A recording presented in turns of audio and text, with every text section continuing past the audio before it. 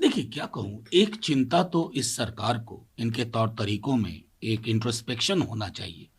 अगर आज आपने उस दिन संसद में विपक्ष के स्वर को सुन लिया होता, तो आज ये फजीहत नहीं झेलनी पड़ती। आपने इस मुल्क का कितना बड़ा नुकसान किया। मैं समझता हूं कैबिनेट में इसकी भी चर्चा होनी चाहिए। सवा एक साल तक लोग सड़कों पर बैठे रहे, खेत खलिहान छोड़ के।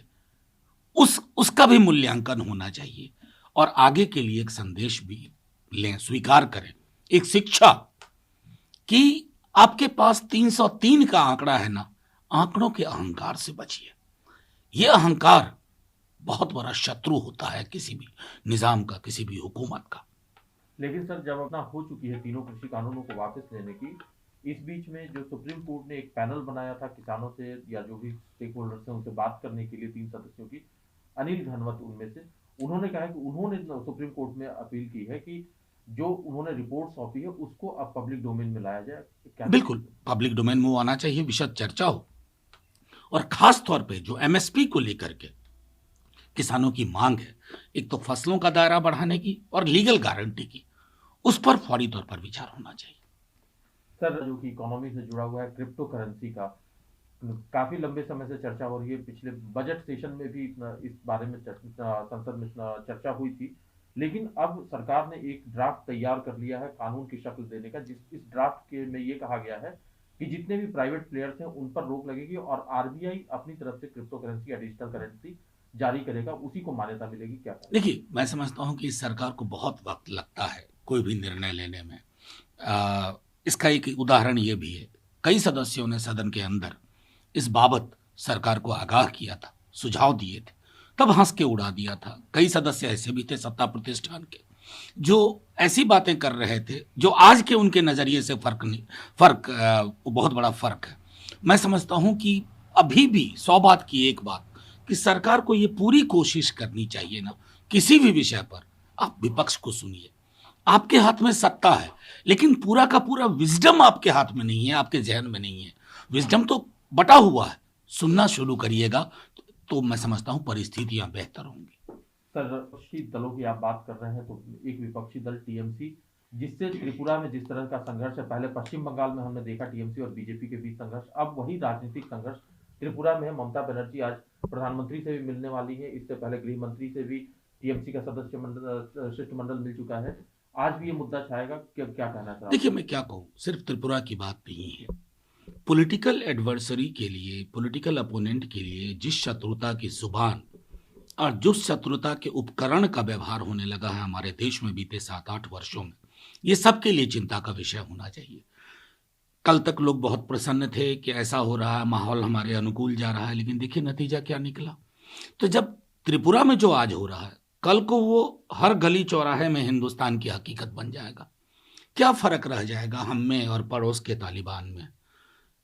इस फर्क को अगर ये खत्म हो गया ना, तो बड़ी मुश्किल होगी, राजनीतिक संवाद मुश्किल होगा, एक दूसरे के साथ हम सहज भाव से बात ही नहीं कर पाएंगे, अपने अपने एजेंडा पर लोगों की राय नहीं ले पाएंगे, क्योंकि हमें पता है कि जुबान हिंसा की होनी चाहिए और उसी की चल रही है, ये नहीं होना चाहिए। लेकिन सर, जो नतीज है उसको लेकर के बीजेपी के नेताओं का जो बयान है, जो त्रिपुरा और मेघालय के पूर्व गवर्नर रह चुके हैं तथागत जी, उनका कहना है कि अगर ममता सोचती है कि वो प्रधानमंत्री बन जाएंगी तो ऐसा नहीं हो सकता एक रीजनल पार्टी से। दूसरा, एक और नेता सुकांता मजूमदार जो कि पश्चिम बंगाल बीजेपी के अध्यक्ष हैं, वो कहते हैं कि टीएमसी अगर ममता बनर्जी को आगे बढ़ाना चाहती है 2024 के लिए उन्हें प्राइम मिनिस्टर का कैंडिडेट घोषित कर दे। क्या कहना है? देखिए मैं सीधे कहूंगा, तथागत राय जी की बयान पर मुझको टिप्पणी करने की कोई इच्छा नहीं है।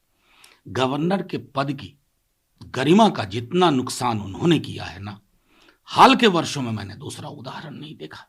तो उनकी टिप्पणी पर टिप्पणी करके उनके विचारों को मैं लेजिटिमाइज नहीं करना चाहता। सर, बिहार सवाल है, कृषि कानूनों के रद्द होने के बाद भारतीय जनता पार्टी के एमएलए, उन्होंने नीतीश जी से मांग की है कि इसी तरह से लिकर बैन का जो कानून है उसको भी नीतीश सरकार वापस ले। देखिए मैं सीधे तौर पे कहता हूं, लिकर बैन, हम साथ में थे जब ये निर्णय हुआ था, लेकिन हमने एक सिंडिकेट के पैदा होने की गारंटी नहीं करवाई थी। नीतीश जी के 16 के बाद के व्यवहार से, उनकी कार्यशैली से एक सिंडिकेट पैदा हुआ है, और उस सिंडिकेट का, जिसके बारे में गाहे लगातार नेता प्रतिपक्ष तेजस्वी जी आगाह करते रहे, उस सिंडिकेट ने गांव से लेकर के पटना के बड़े बड़े जगहों तक, रसूखदार लोगों की जगहों तक पैठ बनाई है। और ये जो सिंबॉलिज्म होता है ना कि शपथ ले लो, ये ले लो, इससे बात नहीं बनेगी। उस सिंडिकेट का खात्मा कीजिए। और बार बार हमारे दल ने कहा है कि सप्लाई चेन नेटवर्क जो बड़े लोगों के हाथ में, वो खत्म करिए। कानून में कोई कमी नहीं है, लेकिन कानून को जमीन पे उतारने के बारे में जब हमारे राष्ट्रीय अध्यक्ष ने कहा था कि दिक्कत जमीन पे कैसे उतार रहे हो, और उसमें देखा हमने नीतीश जी ने क्या कर दिया।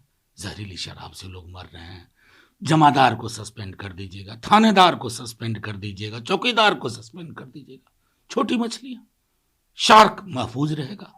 ये विधान बदलना होगा। सर, बिहार के जो एक और दस्तक सुनाई दे रही है, कल जिस तरह से बिहार के कुछ नेता टीएमसी में शामिल हुए, क्या टीएमसी के लिए वहां पर जमीन आपको नजर आती है कि? देखिए, बिहार अद्भुत राज्य है, जेपी का राज्य है, कर्पूरी का राज्य है, लालू जी की राजनीति के आगाज का राज्य है 90 के दशक के बाद। तो बिहार में नाभि में तो हम हैं, राष्ट्रीय जनता दल न्यूक्लियस है। अब न्यूक्लियस के बाद बिहार में एक स्पेस बीजेपी के पास है और जेडीयू का स्पेस जा रहा है। बाकी सब कोशिश करें, राजनीति में किसी पर कोई बंदिश थोड़े ही है, स्वतंत्र हैं, लेकिन मुझे अभी कतई संभावना नहीं दिख रही। सर, तो चुनाव है तो बयानबाजियों का दौर है। एक बार फिर से मुख्यमंत्री योगी आदित्यनाथ के मुंह से वही जबान निकली है, उन्होंने फिर से कहा है कि अब्बा जान कहने वाले लोगों को फ्री अनाज मिलता था।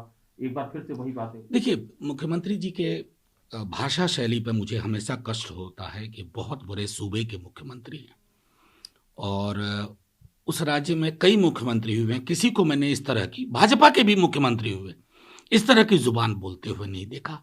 अरे आप तो सबके मुख्यमंत्री हैं, पापा कहने वालों के लिए भी, डैडी कहने वालों के लिए, बाबूजी कहने वालों के लिए भी, अब्बा जान कहने वालों के लिए भी, और कुछ ना कहने वालों के लिए भी। आपकी जुबान में संकीर्ण सोच नहीं आनी चाहिए। लेकिन मैं जानता हूं आप मानेंगे नहीं, क्योंकि आपके पास कुछ है ही नहीं बोलने को। रोजगार पे बोल नहीं सकते, भुखमरी पे बोल नहीं सकते, गंगा में, सरयू में बहती लाशों के बारे में कुछ नहीं बोल सकते, तो आप यही करिएगा। लेकिन हाँ, इस राजनीति का एक्सपायरी डेट है, अब नहीं चलेगी है। लेकिन सर, यहीं पर नहीं रुकी है।